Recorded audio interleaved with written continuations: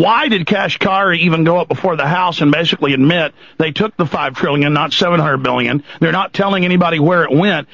And then he started laughing at them. I mean, I've never even in modern history, or even in Rome, with Caligula, marrying his horse, seen this type of craziness where it's like they're wanting to push us into rebellion. And exactly, and this is the same thing. I mean, the same thing happened in France. They don't stay. They are living in a world that is. You think?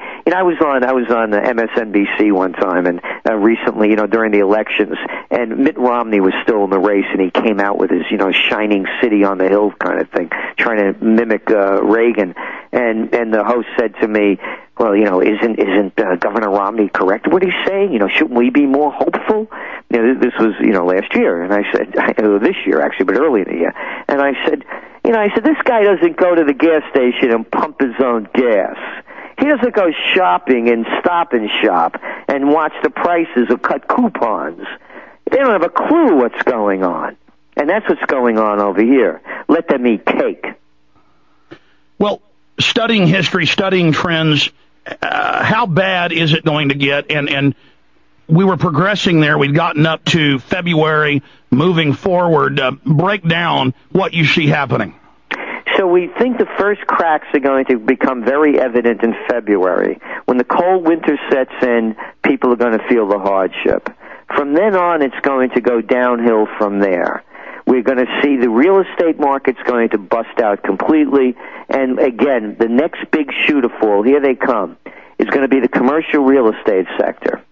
And this is what we wrote in the Trends Journal last year before this all happened. We said the subprime problem was merely the cracks at the bottom of the foundation. Matter of fact, you could see that on a clip that I did in December of 2007. When we said, this stuff about the subprime. Wait till all these hedge funds. And how about these leveraged buyout firms like Cerberus and Carlyle Group and Blackstone that were buying up multi-billion-dollar companies with no money down? How about all these real estate developers? And credit default swaps and credit cards and just everything. Exactly. So now you look at the commercial sector, as I said, you're seeing now after the retail hit comes, you're going to start seeing ghost malls.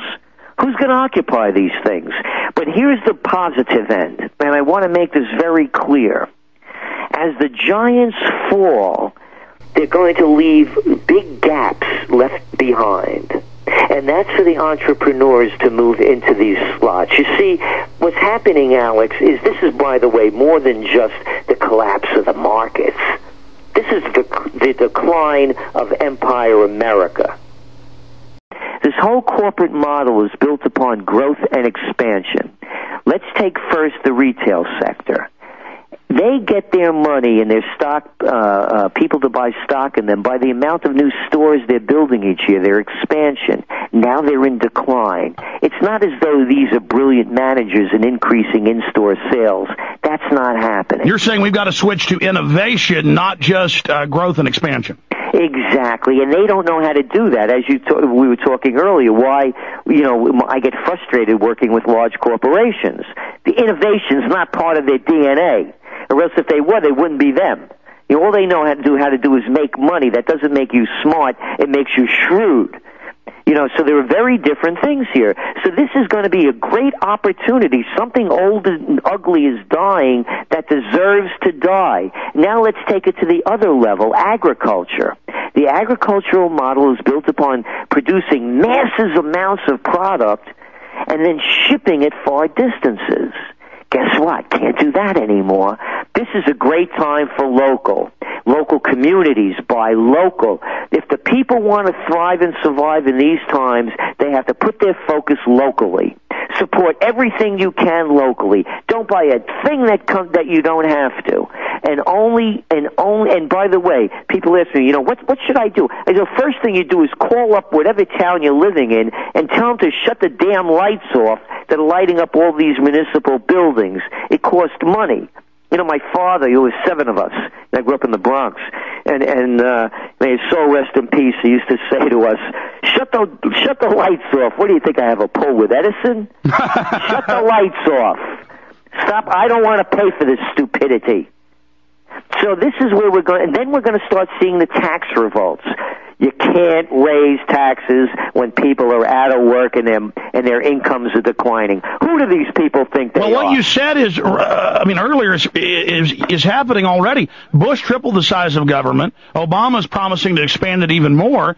And they're hiring more cops, more bureaucrats, more, and we just don't have it. What is it you don't understand? Exactly. So then they're going to understand the same way they did with the French Revolution. We're going to have a revolution. By the way, in our future forecast, we can see the country splitting up into either regions or separate states pulling out. Because this country is, again, you could go back to our Trends Journal. It was the fall edition 2002. The headline read, Empire America Fading Fast. We're going the way of the former Soviet Union. We're going to see this country break up. I mean, for anybody to think that these people in Washington are intelligent, more intelligent than they are, or they have the answers, well, Mr. Celente, a lot of them are. People worth billions of dollars that I know that lived in Austin that I've met personally. They have fled the country in the last 3 years, and they're inside info. And I was saying this 3 years ago. The United States, quote, won't be here economically, and that's the term you're using, is a post-industrial, a post-first world nation. Yeah, and we call it an underdeveloping nation. And they're going to do the things that they do in other underdeveloping nations, for example, like in Argentina, when the currency busts out. You can't get your money out of the bank. And they'll do a fake flag thing, They'll blame something else for the problem. I mean, I love this Obama in his speech, how, yes, we can. We don't count. If they were listening to the we's don't want the General Motors bailout, and the we's didn't want the $700 billion bailout. Let's stop right there. You talk about a false flag, some type of staged event or group of staged events to keep the slaves rallied around the bankers while they slit our throats? You got it. Look, there's nothing that they say that I believe. Read my lips, no new taxes. I didn't have sex with that woman, Monica Lewinsky. I smoked, but I didn't inhale. I'm no crook. Saddam Hussein has weapons of mass destruction and ties to Al-Qaeda. What am I, a kid? I'm going to believe these people? Well, it just came out again that every TV station that Congress looked at is broadcasting fake news. They were paid to lie. And one example is every year before school, you see the same newscast on every channel, same words. And I knew it was paid for then, but now they admit it and they say it's the law to take vaccines. There is no law. I mean, that's how bankrupt and evil and corrupt, and they aren't going to stop. Now, I got so many callers I want to talk to you. This is such a hot interview. Is there any way to keep you, and if you can't, we'll just have you back up in a few weeks, for 15 minutes into the next hour? Sure, I'll do another 15. Okay, yeah, 15 after this, so that gives us about a total of, you'll be gone at 15 after next hour, so that gives us another, 30 minutes or 25 minutes or so, because I want to go to callers when we come back. But what about pension funds? You talk about Argentina, you talk about other countries. They are now saying, hey, we want to take over the pension funds, the 401ks, to, quote, keep them safe. Your take on that? Again, as I said, you could call it communist, fascist, or socialist, but you can't call it democracy or free market. They will do anything. And so, yeah, I don't put that past them.